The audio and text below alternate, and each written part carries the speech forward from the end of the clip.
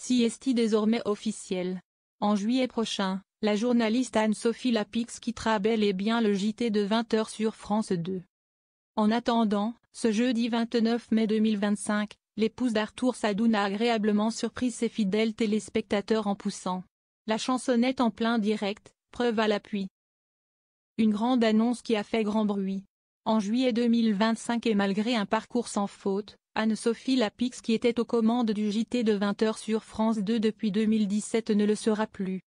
Dans son communiqué, la direction du groupe public a souligné qu'il voulait pouvoir compter à la rentrée sur son talent et travaillera avec elle sur de nouveaux projets au sein de France Télévisions. Depuis l'officialisation de son départ, les bruits de couloir vont bon train quant à celui ou celle qui la remplacera. Pour le moment, aucun nom n'a fuité.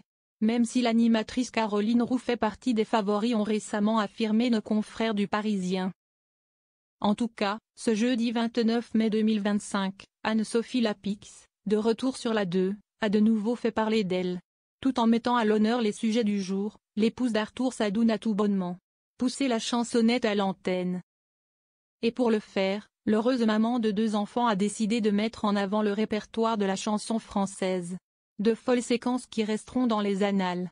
Parmi ces surprenantes interprétations étonnamment juste face caméra, il en faut peu pour être heureux, l'une des chansons du personnage Balou tirée du dessin animé Disney Le Livre de la Jungle. Mais aussi la Java de Broadway de Michel Sardou, la Grenade de Clara Luciani ou encore Je me voyais déjà de Charles Aznavour. Pour finir en beauté son journal, Anne-Sophie Lapix a également misé sur le tube Voilà, CST fini de Jean-Louis Aubert.